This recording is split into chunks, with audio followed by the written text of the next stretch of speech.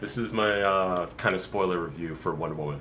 I didn't get to do it last week when it came out, and I regret it. I was just really busy, and I'm doing it now. Another late review, and I'm going to be doing a late review of Supergirl too, the whole season, because I have so much, well, not a great deal to say about it, but I just have something to say about it just because I was a supporter all this time that something happened.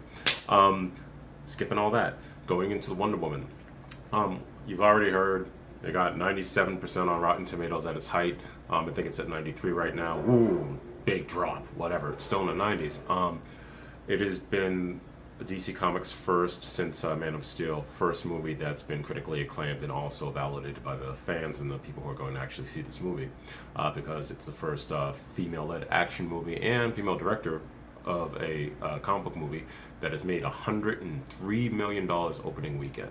And hopefully this week, because this week The Mummy's coming out, hopefully you'll beat the crap out of The Mummy and smash it into the ground and still make a lot of money. It would be great if it does not have a drop-off. Hopefully not like most DC movies have been having like a 60% drop-off on the next week. Hopefully this will remain, be great if it was in the 40s, but we'll find out.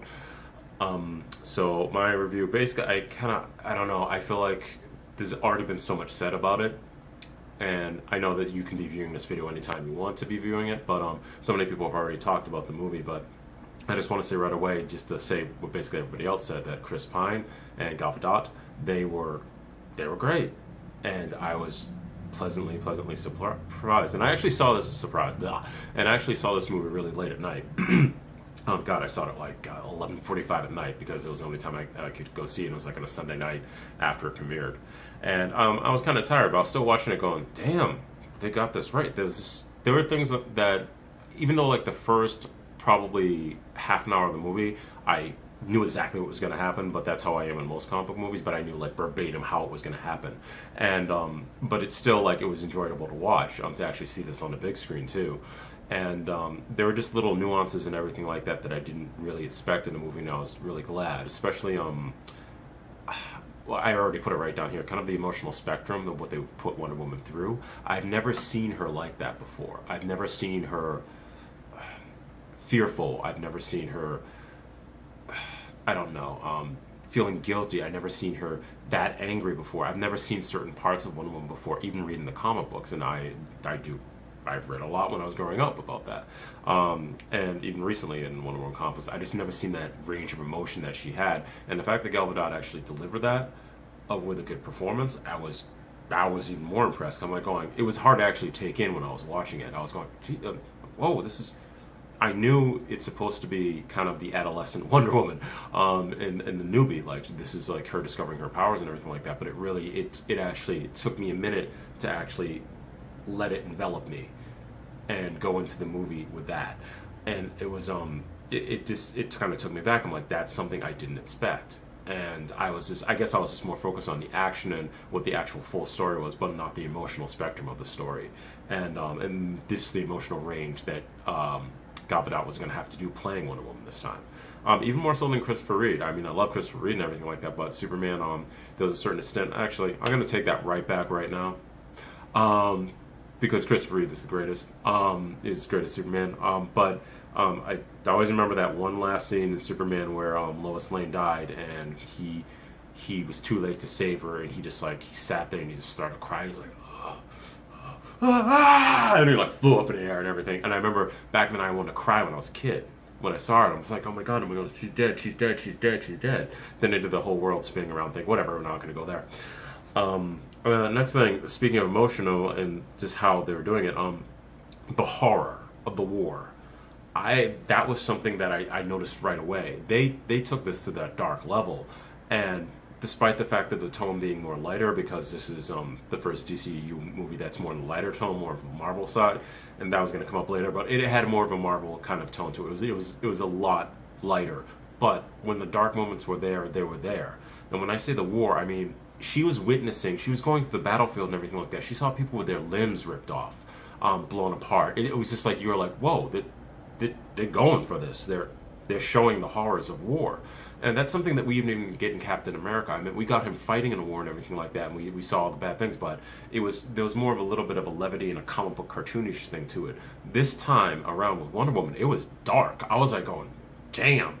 I mean, like, just to show the mother sitting there crying with, I think her son was missing or killed. I don't know. It was just, there was so, and like it was gritty and dark, and like people, it was just, they got that right. They got that perfectly right. And that was something that I was pleasantly surprised with, because I'm like, at least it's not a complete departure from what DC has been setting as their universe thus far.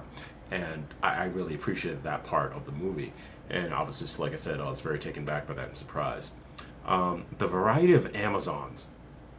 I mean, they had different body types, they had different races, they had everything. And yes, that's been depicted in the comic books, but I think it was even more depicted in this live-action movie than it was even in the comic books. If people saw, I mean, I was like going, wow, wow. And I know the African-American actress who was playing that big old Amazon and everything like that. I know she's like, I believe, a UFC fighter or whatever. But it's still the fact that they put her in there like that, too. And you could see, if you look down the line of all the Amazons, they weren't all skinny little twinks and everything like that. They had a roundabout image and everything, and like, I mean, a roundabout range of different types of women. And I think that, I hope that people appreciated that a lot. I did. I was like, oh, that's, you really paid into the particulars of this. Going to something like now the villains. A lot of people complaining, well, it's more like a Marvel. That's where it's like a Marvel movie where the villains weren't as fleshed out and everything like that. And I think you should wait, because Ares is still alive. We know he is. I think that that's going to come. And this is just his initial battle with her. And he basically summed it up. You know, he is there for war, and he thinks that he is the one who's the right one, that this is the way the world should work. He very simply explained what he was. They just didn't dwell upon it, and I don't think that they should have. And like most people have said, like, if this was a Wonder Woman movie, they wanted it to be that way, and I'm glad they did that way. And so I really didn't have a complaint about it. Even the battle scene at the end. People were like, there's a little bit of CGI, blah, blah, everything's CGI, yes. A little bit looked, I don't think it really looked off. I mean, because I watched Supergirl and everything like that, so like I accept a lot of things in Supergirl, but that budget is massively lower, obviously, because it's a TV series. But a lot of the things that they were doing in the Wonder Woman battle, I liked. I appreciated. Yes, he was kind of like Magneto. He kind of did the metal thing, but he's a god. He can practically almost do everything. Gods, those type of gods, you know, they always have their limitations and everything like that. That's why Wonder Woman was able to impale most of them.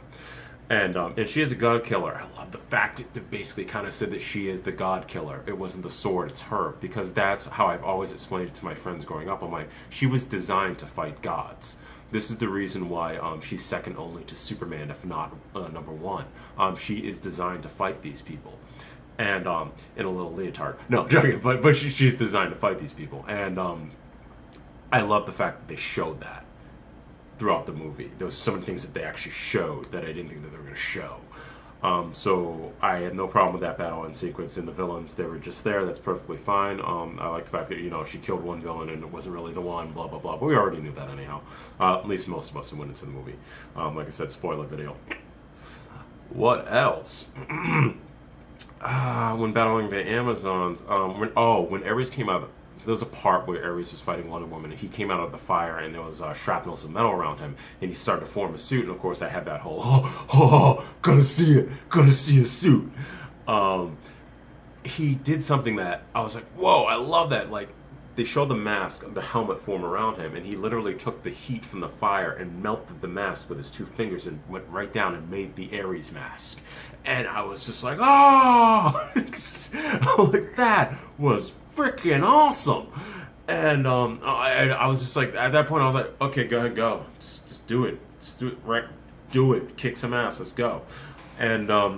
And a lot of people are like, well, he's more like Magneto and using like maybe telekinetics and everything like that. But he was knocking Wonder Woman around with his fists too. He was knocking her everywhere, and she was knocking him vice versa. So it was like it's not that he didn't have the incredible super strength that he has as being a god too. He had all that, but he also had these other things that he was using, like when he was electrifying the cable to show Wonder Woman his memories.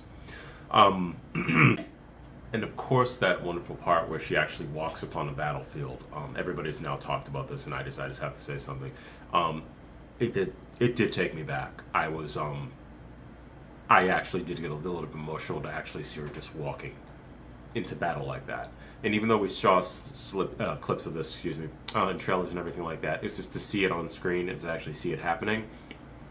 It was it was something to remember. That was the one thing about this movie is like, I say my little complaint about a lot of Marvel movies is that I don't need to rewatch them. Like Iron Man 2, I didn't need to rewatch. 3, I didn't need to rewatch. Captain America 1, I didn't need to rewatch. But there were a couple there that stood out, which was Captain America, not Civil War, but Civil War was one of them, Winter Soldier. I was blown away by that movie. I was like, this is Captain America. And there were so many little things that they did in that made me appreciate that movie so much. Like in the beginning scene in Captain America Winter Soldier, when he was going on the ship and he's beating the crap out of all these guys and he's using the shield, I'm like, please show him using his fighting skills, because we really didn't get that in the first movie because he was just, he was a new soldier. And then they showed him go one-on-one with that guy who put down the shield and he fought him. And I was like, that's Captain America. People need to see that actually on the screen to understand exactly what he is. And with Wonder Woman, this movie basically did the exact same thing. It was like it had so many memorable parts to it, and things that will always stick out in my head. The battle scene when she walks on the thing, even the scene where she was fighting, she threw the tank and everything like that. I was like, oh! And in the scene where she jumped into, when there was a sniper, she jumped into the bell tower church, I can't remember, and like smashed it. I thought she was just gonna go in there and take away his gun and knock him to the ground or whatever. No, she blows up the whole freaking thing, and I'm like, oh, we're showing her power. Good. This is another thing. In Batman Superman, I was very happy to see her at a power level because we've never seen her that way in live action. Linda Carter, yes, but Linda Carter, they dropped her power level considerably for the TV show because there's only so much you can do. So she wasn't Superman powered back then. So just to see this is just like incredible. I can't think of what else. I mean, like I really did enjoy the movie. I want to see it a second time. I don't know if I'll get a chance to, but I really, really, really loved it. And I would give it, out of like, let's say a 1 to 10, 10 being the best, I would give it an 8.5. I think that Patty Jenkins and everybody else and the crew and the writers did a wonderful job. And some people say the third act was a little bit whatever. I thought the third act was fine. It showed what it needed to show. And the pacing was a little bit different, but it didn't affect the movie. And I think that's the important thing that we should take out of it. It really didn't affect the movie. This is a great first one shot for Wonder Woman. And just like how she jumped off Bell Tower at the end, I was just like, oh, this is a comic book dream come true. Can't wait for Justice League. Can't wait for Justice League next. So that's basically my review for Wonder Woman. If you haven't seen it, please go see Wonder Woman. It's not just a girl thing. It's not just a boy thing. It's an everybody thing. And this movie should be appreciated, and hopefully it'll go down. It will go down the line of like great comic book films. Until next time, my name is Michael S Garner, writer, drawer, artist. You can check out my online comic book. I do everything on visionsofthenew.com. And until next time, have a great night.